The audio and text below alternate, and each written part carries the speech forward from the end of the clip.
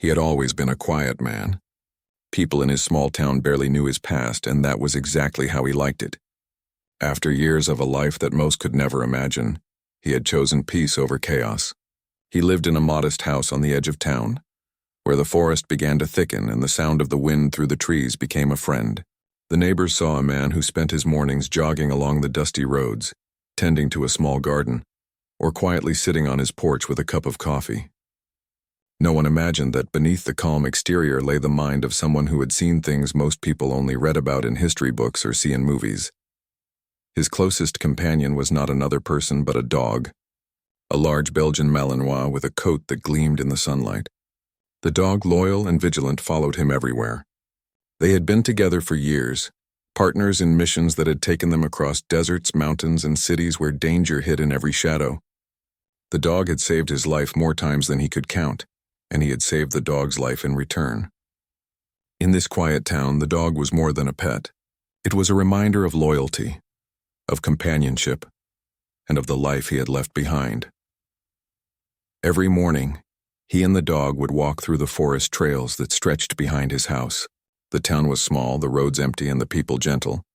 It was a life far removed from the chaos he had known, yet he carried the past with him in every step, in every glance, in every small movement. He had learned long ago that peace was fragile, that it could be shattered by a single careless act, and that vigilance was a habit that never left a person, no matter how far from the battlefield they went. Despite his quiet life, he had not completely abandoned all the skills that had kept him alive. The sharp instincts, the careful observation of movement and sound, the awareness of every detail in his surroundings. These things were second nature. People might notice the way he would pause and glance around when walking down the street, or the way his eyes would linger on details others ignored. They thought it was mere habit, perhaps a little quirk, but in reality, it was the mind of someone trained to survive, to protect, to anticipate danger before it came. The dog, for its part, mirrored his alertness. It never strayed far, always watching, always aware. Children from the neighborhood would come to pet it, but even then the dog maintained a careful distance, never letting its guard down. The bond between them was unspoken yet profound. They had saved each other countless times, in ways no one in this sleepy town could understand. The dog knew when to be gentle, when to be fierce, and when to be simply present. It was a companion, a protector, and a link to a past that remained hidden from the world. Life continued in this rhythm for years. The man tended to his garden, mowed his lawn, and occasionally helped neighbors with small tasks. People liked him. They respected him, though they knew little of why. He was quiet, kind, and always ready with a small, polite smile. Children ran past him on their bikes. Dogs barked at the edge of his yard, and the world continued in its slow, predictable pace. Yet beneath it all, he remained aware. He had seen the worst humanity had to offer, and he knew that peace was often temporary. Sometimes at night he would sit on his porch, listening to the wind through the trees, thinking about the past, missions that had required him to act in ways most people could not imagine, moments where split-second decisions had meant life or death, and the faces of people he had worked with, and against, filled his mind. But he did not dwell on these things. He allowed them to exist as part of his memory, shadows that reminded him of who he was without controlling who he had become. His mornings were his sanctuary. He would wake before the sun, lace up his running shoes, and step outside.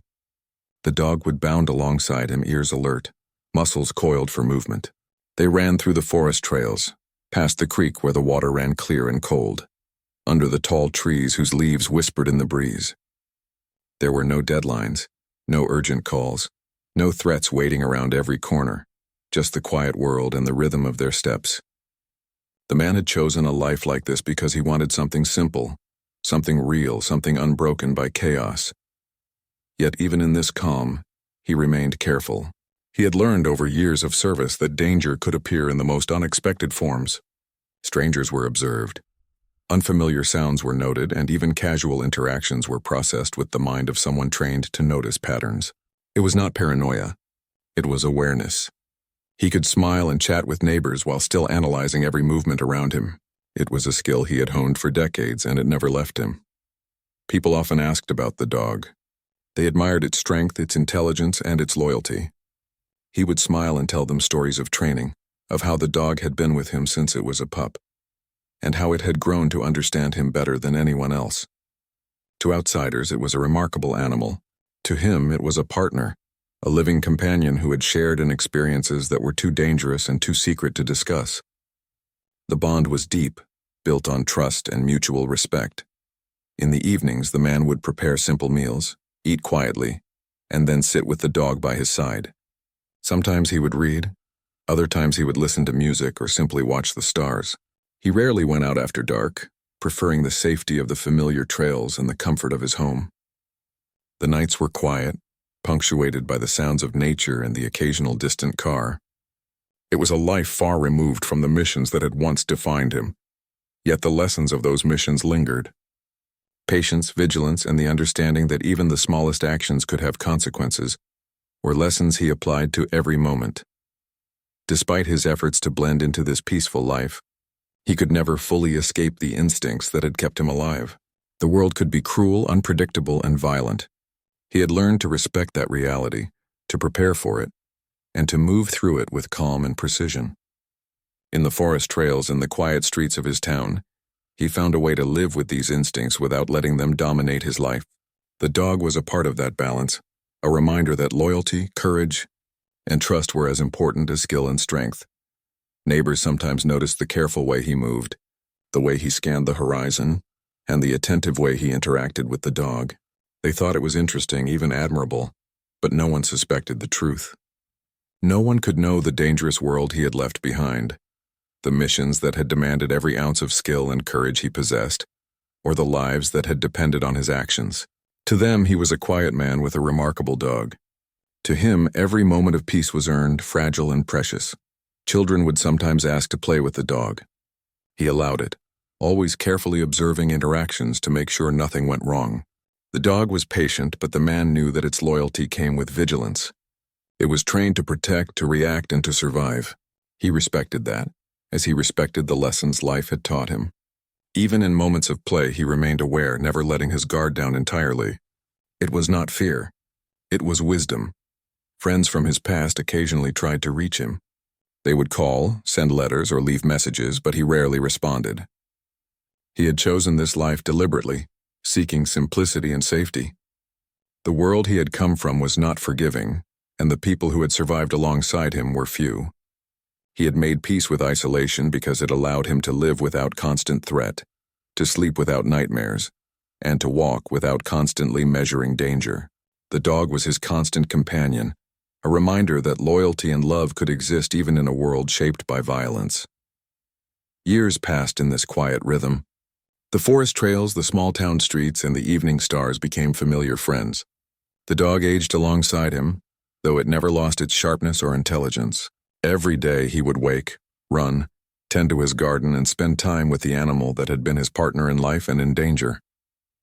He found joy in small things: a bird singing in the morning, the smell of fresh earth, the way sunlight filtered through the trees. These moments were precious because they were fleeting, fragile, and unspoiled by chaos. And yet, even in this calm life, he carried the past silently. Memories of missions, of danger, of comrades lost and saved, and of battles that would never be written about in books or newspapers remained with him. They were part of him, shaping his every thought and action. He did not talk about them. He did not need to. The dog understood. That was enough. In their shared silence, there was a depth of understanding that no words could convey.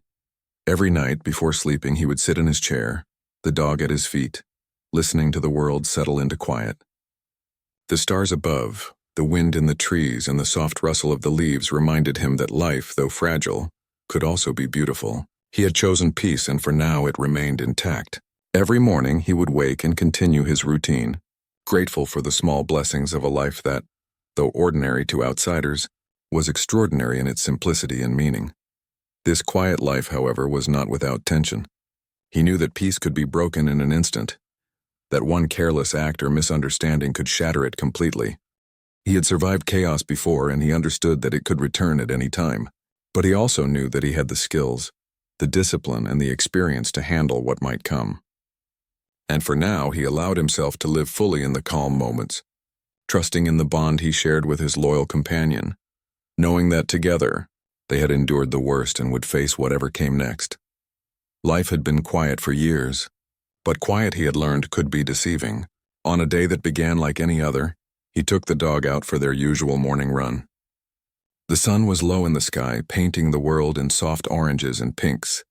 The trails were familiar, every tree, every stone, every bend known as well as the lines of his own hands. The dog ran ahead at first, then circled back, always making sure he stayed close. There was comfort in their routine, a rhythm that had carried them through countless mornings.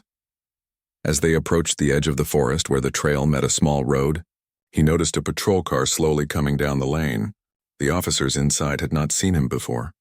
From their perspective, it was a man with a large dog running close to the road. It was a harmless scene in most towns, but tension can flare easily when people are unsure, when fear overrides understanding. The dog, sensing their unease, paused and gave a low, cautious growl. It was not aggressive.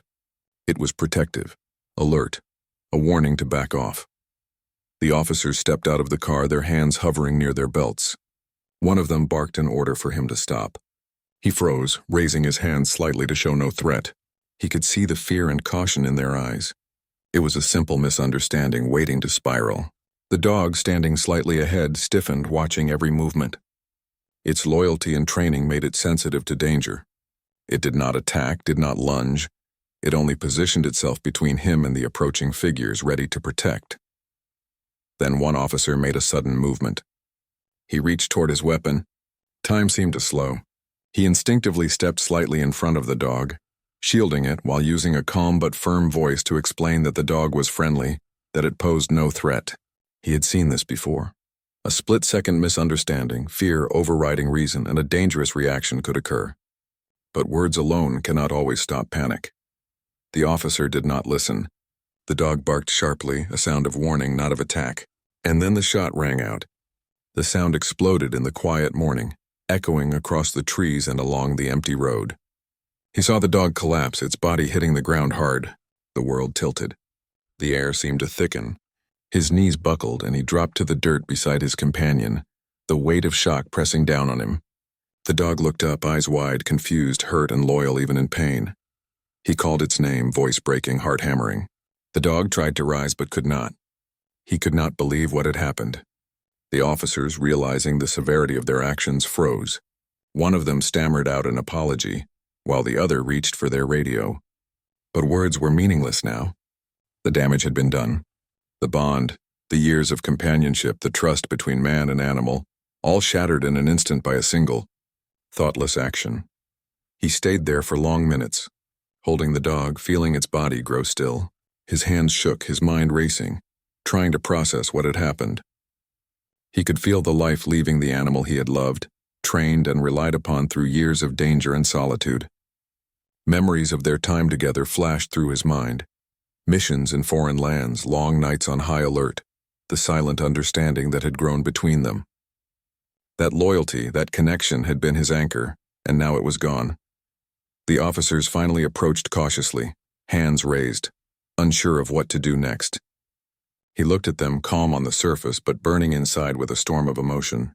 He did not shout, did not attack. His military discipline held his outward expression still. But the quiet, unspoken warning was there.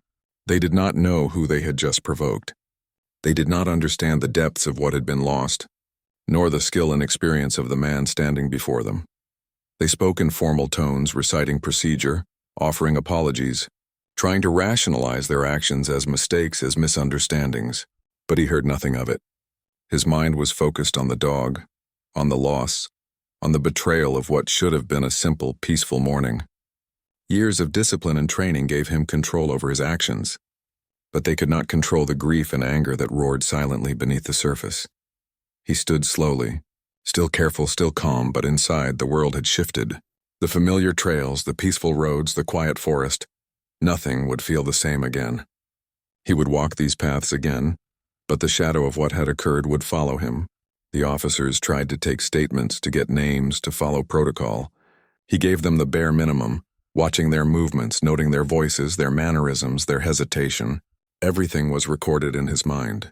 Every detail, every word, every action mattered. As he walked back home, carrying the dog in his arms, the neighbors began to emerge.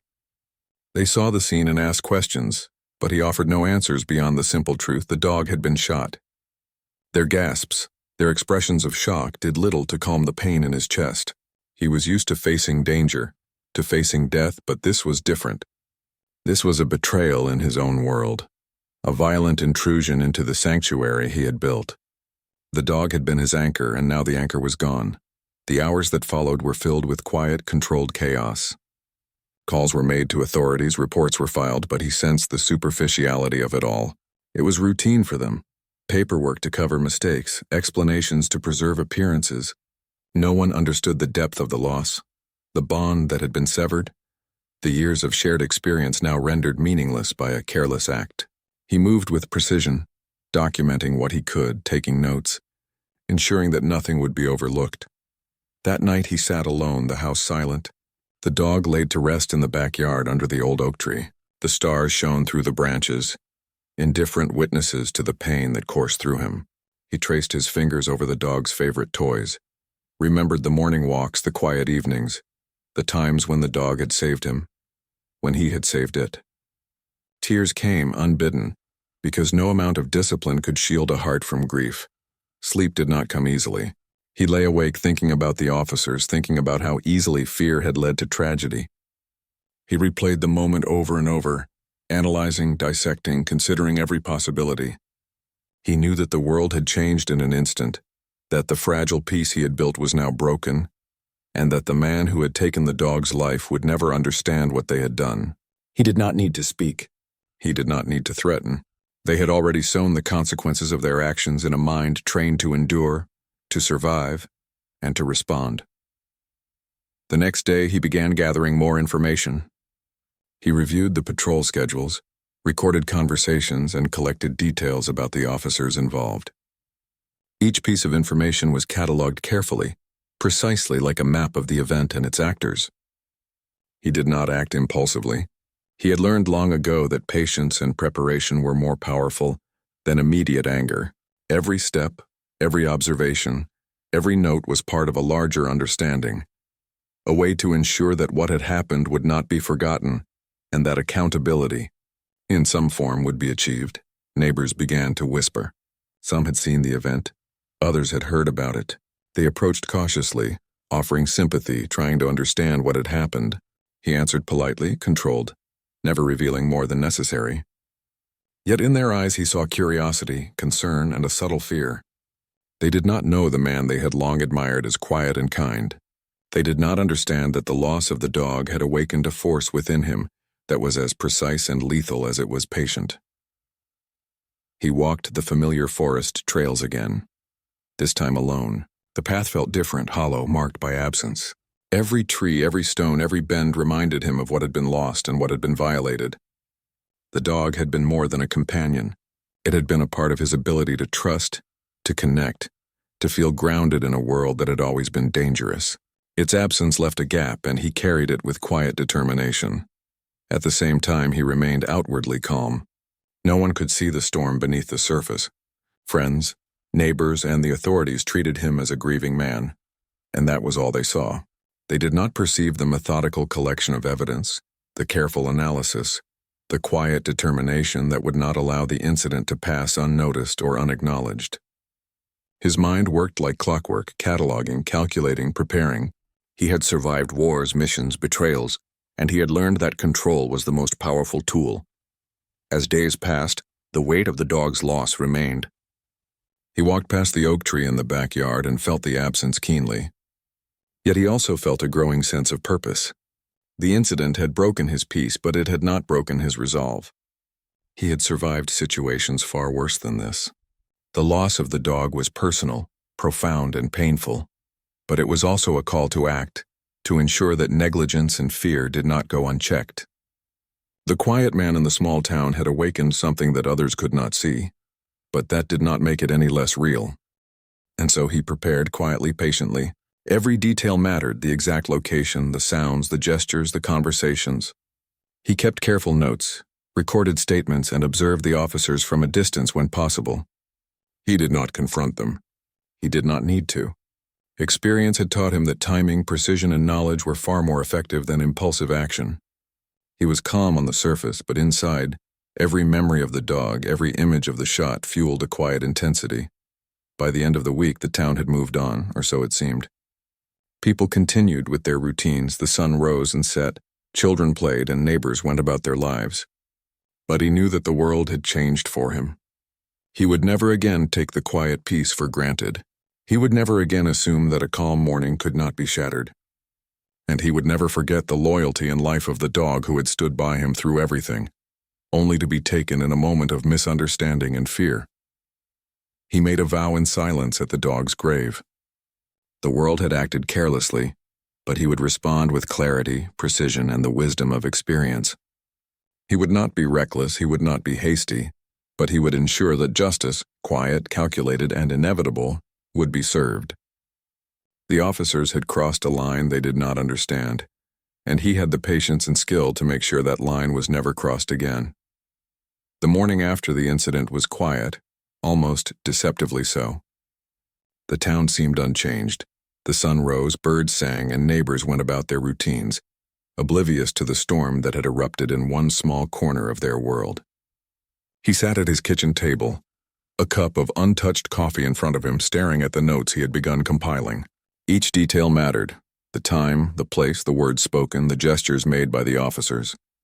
He had started writing everything down immediately, capturing it before memory could blur or excuses could distort the truth. It was not anger that drove him now. Anger was temporary, fleeting, and often unhelpful. What drove him was clarity. He needed to understand exactly what had happened, why it had happened, and how to make sure such a tragedy would never be repeated. He studied the patrol schedules, observed the routine movements of the officers from a distance, and quietly asked questions where he could without revealing his intent. Every piece of information was a puzzle piece, and he intended to assemble the full picture with meticulous care. The dog had been more than a companion. It had been a partner. Losing it had opened a wound, but it had also reignited instincts he had long kept dormant. He had lived a life where patience, strategy, and observation were not just useful, but necessary for survival. Now, in the quiet of his small-town home, he applied those same skills to an entirely different kind of mission. Each detail he gathered was carefully recorded: who spoke first, who hesitated, who gave commands, the exact phrasing of words, and even the tone of voice. Nothing would be overlooked. He walked the trail again, the place where it had happened, noting small changes: shadows cast differently in the morning light, the angle of the sun, even the sound of wind through the trees. He replayed the event in his mind, step by step, analyzing the officer's reactions, the dog's positioning, his own movements. Each memory was scrutinized, evaluated, and catalogued. He was not planning revenge, not yet, but he was preparing. Knowledge, he knew, was the most powerful weapon. At the same time, he allowed himself to remember the dog. He thought of the small things: the way it would nuzzle him awake in the morning, the playful bark when it wanted attention, the steady gaze that always seemed to understand exactly what he was feeling. Those memories were bittersweet, painful yet grounding. They reminded him why he was doing this, not out of vengeance, but out of respect for the bond that had been severed. The dog deserved justice in the sense that the truth would be known, and the careless actions of others would not go unnoticed. Over the next few days, he began visiting public spaces with more awareness. He watched interactions, listened to conversations, and quietly observed. He was careful, blending in, appearing as just another resident going about his daily life. But beneath that calm exterior, his mind was analyzing patterns, predicting reactions, and recording every anomaly. The officers had acted recklessly, and while the law might not immediately see the severity of their actions, he would ensure that their mistakes were documented, undeniable, and visible to those who mattered. He reached out subtly to gather context. Friends and acquaintances mentioned things they had seen or heard, whispers from colleagues, vague references to protocol violations, and fleeting mentions of internal discussions. Each snippet of information was valuable. He did not push, he did not demand. He simply listened, observed, and made careful notes. His attention to detail was relentless. Over years of service, he had learned that patience often yielded more than force, that subtlety could accomplish what aggression could not. Evenings were the hardest. The quiet of the house pressed against him, filled with memories of what had been lost. He would sit at the desk reviewing notes, replaying the incident and considering every possible angle. He did not let grief cloud his judgment. Instead, he used it to sharpen his focus. Every memory of the dog, every detail of the morning it had been taken from him, fueled his resolve. He reminded himself that control, discipline, and careful preparation were more powerful than impulsive action. He began to create a timeline, reconstructing the sequence of events with precision. From the moment he and the dog left the house, to the exact point where the officers exited their vehicle, every step, every glance, every word was catalogued. He noted the angles of approach, distances between individuals, the dog's posture, and the reactions of the officers. It was an exacting process, meticulous and methodical. Each piece of information added clarity, and clarity he knew was essential. The community, unaware of the depth of his preparation, treated him as a man coping with loss. Some offered condolences, others watched silently, curious about his quiet intensity.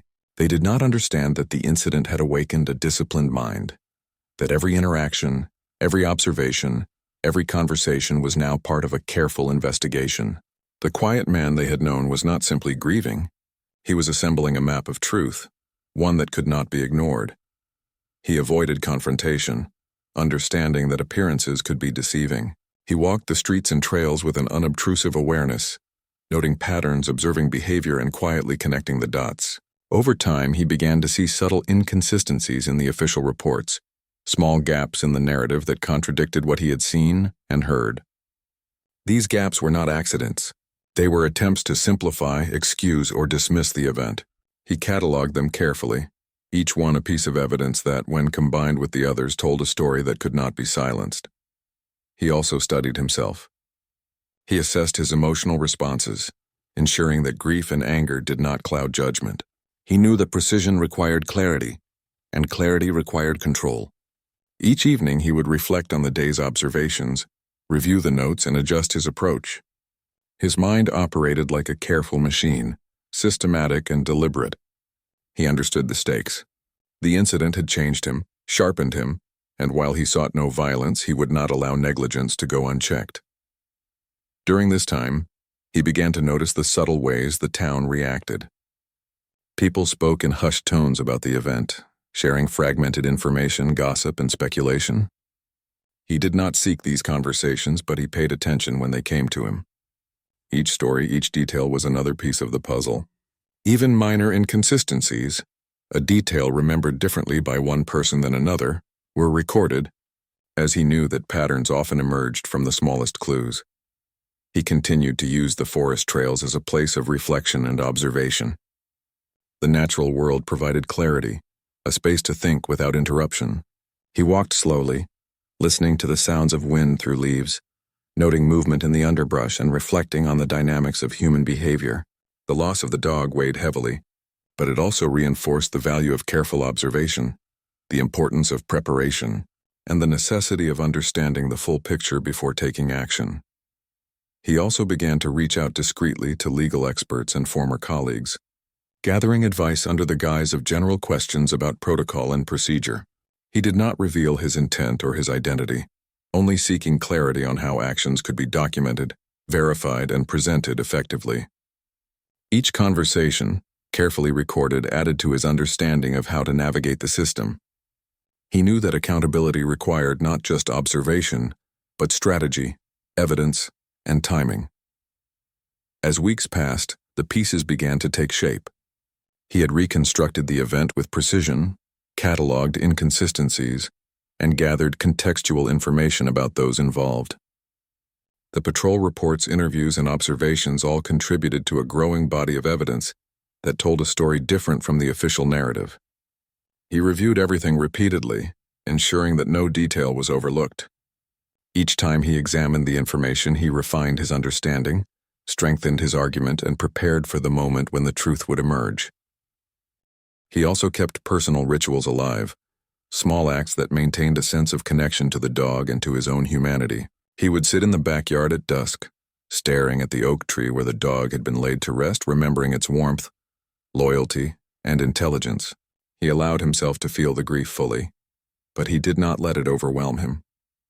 Instead, he channeled it into determination, into careful planning, into the pursuit of justice. The bond he had shared with the dog had shaped him, and he honored it by acting with integrity, patience, and focus. The officers, unaware of the intensity of his observations, continued their routines. They assumed the matter would fade, that grief would dull his resolve, and that the town's attention would shift elsewhere. They had no idea that the quiet man they had confronted was methodical, patient, and aware in ways they could not comprehend. He did not confront them directly, did not issue threats, and did not signal his awareness. Instead, he moved silently, gathering information, analyzing patterns, and preparing for the moment when truth would inevitably surface. Evenings were spent reviewing every recorded detail: patrol routes, conversations, gestures, statements, and inconsistencies. He cross-referenced notes with observations, ensured that every fact could be verified, and anticipated possible counter-arguments. This was not about anger or revenge. It was about ensuring that the careless act that had taken his companion's life could not be ignored. He understood that clarity, precision, and patience were far more powerful than immediate confrontation or impulse. He reflected often on the lessons learned in his past life. Missions that had required split-second decisions, strategies developed under extreme pressure, and the discipline needed to survive in hostile environments all informed his approach. Every habit, every instinct, and every skill he had honed over decades now served a new purpose: the pursuit of accountability, the assembly of truth, and the preservation of memory. Through it all, he remained outwardly calm. To the neighbors, he was the quiet man walking the trails, tending his garden and maintaining his routines. To the officers, he was the grieving man they believed would fade into the background, his sorrow a temporary distraction. But beneath the surface, his mind worked tirelessly, cataloging every detail, connecting every thread, and preparing for the day when the truth could not be denied. He often paused to reflect on the dog, on the life they had shared, and on the lessons of loyalty, courage, and trust. That bond, though broken in one sense, remained intact in memory and in purpose. It fueled his resolve, strengthened his discipline, and reminded him why patience, preparation, and precision were essential.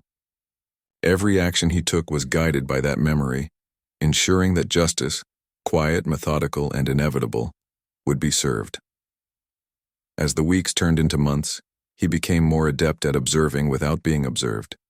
He noted subtle behaviors, inconsistencies in official reports, and discrepancies between spoken words and documented statements. Each discovery reinforced his understanding of the incident and the importance of careful, deliberate action. He did not rush. He had learned that timing, strategy, and preparation were far more powerful than emotion-driven responses.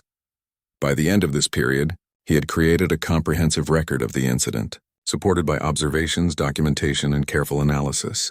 The world outside might have seemed unchanged, but for him, the truth was becoming clear. He had reconstructed the event with precision, cataloged inconsistencies, and gathered enough evidence to challenge the official narrative. He had prepared the groundwork for accountability, ensuring that negligence and fear could not erase what had happened. And though the pain of loss remained, he found a sense of purpose in the work he had undertaken.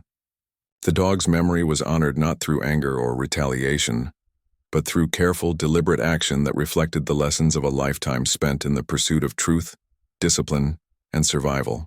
He had turned grief into focus, sorrow into strategy, and loss into preparation, readying himself for the moment when the consequences of that fateful morning could no longer be ignored. Weeks passed in a strange kind of tension. To the town, he appeared calm, almost withdrawn, yet in his mind, the storm of planning and observation never ceased. Every morning he rose before sunrise, walked the familiar trails, and reviewed the notes he had gathered. Each detail of the incident, every inconsistency in reports, and every observation of the officer's behavior was meticulously catalogued. It was not obsession, it was necessity. He understood the truth could only be revealed when it was precise, undeniable, and complete. One afternoon, while reviewing his notes in the quiet of his home, he received a call from an unexpected number. It was a former acquaintance, someone who had once worked in intelligence and had connections in government circles. They had heard whispers about the incident, rumors that a man in the small town had lost his dog under unusual circumstances. Curious, they had looked into it and contacted him under the pretense of general inquiry. He spoke carefully, offering small pieces of information without revealing the full scope of his intent. The conversation was short, measured, and purposeful, but it marked a turning point. The wider world, which he had long left behind, had begun to notice. The story slowly began to leak. Local journalists picked up the tale. A dog shot by authorities, a man quietly grieving. They reported the facts without embellishment, but the details were enough to attract attention. Soon someone in the larger law enforcement and military networks recognized his name. Whispers spread, the man whose dog was shot. He's a former Delta Force operative. Suddenly, the incident was no longer just a local tragedy. It had become something far more serious. He remained calm. He had anticipated that his background could surface at any moment. Years in special operations had taught him the importance of patience and the danger of underestimating perception. He did not make threats, he did not call attention to himself. Instead, he allowed the truth to rise on its own, knowing that once it did, the reaction of others would reveal their character and priorities.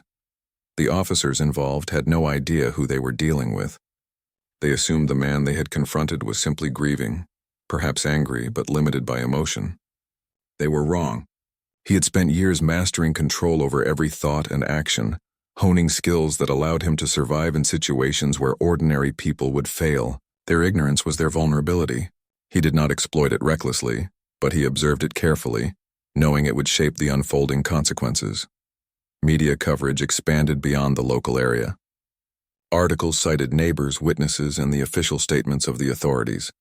Some stories suggested negligence, others highlighted procedural errors. The narrative was forming, but there were still gaps. He watched closely, reading every report, noting which facts were presented accurately and which were skewed. Each article, each interview, became another piece of the puzzle. The world was beginning to understand that this incident was more than an unfortunate accident. It was a test of accountability and awareness, and he was determined to ensure it was handled correctly. As attention grew, law enforcement agencies began to feel pressure. Internal reviews were launched, meetings held, and supervisors questioned the patrol officers' actions. Meanwhile, he remained a quiet observer. He did not contact the authorities directly, did not lodge complaints beyond what was necessary. His approach was deliberate, strategic, and patient. Years of training had taught him that timing, precision, and calm could accomplish more than confrontation or force. He also began to receive cautious outreach from people who recognized his expertise. Some wanted advice on handling high-stress situations. Others simply wanted to learn from his experience. He answered sparingly, offering guidance in a way that did not reveal his own presence or the depth of his plans. He understood the value of restraint. Every word, every interaction was a test of influence, of observation, and of control. Despite the growing attention, he remained grounded in his personal routines. He continued to walk the trails, tend to his garden, and maintain the quiet life he had built. These activities were not just habit. They were necessary to sustain clarity, to balance focus with reflection, and to ensure that the emotional weight of the dog's loss did not cloud his judgment. The bond he had shared with his companion remained a guiding force, reminding him of loyalty, integrity, and purpose. One evening, he received a call from someone in law enforcement who had only just learned of his background. Their tone was cautious, even fearful, as if realizing too late the magnitude of the man before them. They asked about the incident, tried to understand the context, and hinted at procedural errors. He answered carefully, maintaining calm, never revealing more than necessary. The fear in their voices was subtle but unmistakable, the realization that the man they had underestimated was far more capable than they had imagined. Internal investigations escalated. The officers involved were placed on leave, their reports scrutinized, and questions raised about judgment and procedure. The authorities could no longer dismiss the incident as a minor mistake. Each action, each report, each statement was evaluated against the facts he had collected. Slowly, the truth was coming to light, not because he demanded it, but because he had created a structure of undeniable clarity. Evidence, observation, and careful timing were now guiding the narrative. He continued to walk the forest trails, reflecting on the unfolding events. The dog's absence remained a deep ache, but it also served as a compass. Every observation, every step, every plan was informed by the memory of loyalty and companionship that had been taken from him. His calm exterior masked a mind working tirelessly, connecting dots, anticipating reactions, and preparing for the consequences that were now inevitable. Neighbors noticed a subtle change in the atmosphere. Some whispered about the growing attention. Others speculated about the man's history. He did not respond, did not encourage rumor, but he remained aware. The balance of control and observation that had defined his life for decades now guided the unfolding drama. He knew that fear could be a powerful motivator, and that perception often dictated the course of action more than facts alone. The authorities, now aware of his background, approached cautiously. Their demeanor shifted from routine professionalism to careful deference. They recognized that the man before them was not ordinary. Yet he did not act with aggression or intimidation. Instead, he maintained composure, letting the truth and the evidence speak for themselves. The realization of their mistake settled over them quietly, as they understood the depth of oversight and the consequences of their actions. Public opinion began to shift as well. News stories highlighted his reputation, his background, and his approach to the incident. People who had assumed the man was simply a grieving neighbor now understood the gravity of the situation. They saw the careful, deliberate actions taken to ensure truth and accountability. The narrative transformed from tragedy to respect, not for the loss itself, but for the discipline, patience, and integrity displayed in the pursuit of justice. Throughout this process, he never lost focus on the core of his mission, the memory of the dog. Each action, each observation, and each decision was influenced by the bond they had shared. The dog had been more than a companion. It had been a partner, a protector, and a source of grounding in a world that often demanded extreme vigilance. That memory fueled his patience, strengthened his resolve, and guided every step of the unfolding events. The officers involved were increasingly aware that they had misjudged the situation. Their actions, initially taken in fear and uncertainty, now faced scrutiny from both the public and internal authorities. He observed their responses, noting hesitation, inconsistency, and unease. These were subtle indicators, but they were significant. He did not exploit them recklessly. He simply recorded, analyzed, and allowed them to reveal their own shortcomings. In private moments, he reflected on the nature of accountability. The dog's life had been taken in a moment of fear and misunderstanding, yet the broader lesson was about responsibility, awareness, and integrity. He had learned long ago that true strength often came from patience, observation, and careful planning rather than impulsive action. By applying these principles now, he ensured that the loss would not be meaningless and that negligence could not hide behind routine procedure. As attention continued to grow, he received cautious acknowledgments from higher authorities. They recognized the precision, discipline, and intelligence displayed in his handling of the situation. Yet he did not seek recognition, publicity, or validation. His focus remained on truth, memory, and accountability. He understood that influence could be subtle and powerful, and that control over information, observation, and timing often yielded results that confrontation alone could not achieve. Every evening, he returned to the oak tree in the backyard.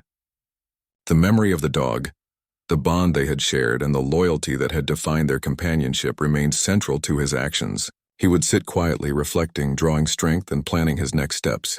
The truth was emerging, and the careful structure he had built over weeks and months ensured that it would be undeniable. Neighbors continued to watch from a distance, unaware of the depth of his preparation and the patience guiding his every move. They saw a man walking the trails, tending to his home and living quietly. They did not see the precise calculations, the methodical observations, or the deliberate pacing of action. Yet all of this was in motion, quietly ensuring that accountability would not be avoided and that the consequences of carelessness would be fully understood. Eventually, the truth began to surface more broadly. Reports highlighted inconsistencies in the officers' accounts, discrepancies in timing, and failures to follow protocol. The media, neighbors, and authorities all recognized that this was not a simple mistake. It was a situation that demanded clarity, attention, and measured response. He observed quietly as the narrative shifted, understanding that his preparation had guided the outcome without a single act of aggression. Even as the world acknowledged the truth, He remained grounded. His life continued along familiar routines, morning walks, tending to his home, and quiet reflection. Yet the lesson was clear. Mistakes, negligence, and fear could have profound consequences, but patience, discipline, and careful observation could guide the truth to its rightful place. He had turned grief into purpose, loss into preparation, and memory into clarity. The dog had been his anchor, his partner, and his friend. Its absence was a wound, but it was also a compass, guiding him through a situation that demanded calm, intelligence, and unwavering focus. The world had begun to understand the consequences of carelessness, and he had ensured that truth, clarity, and accountability prevailed.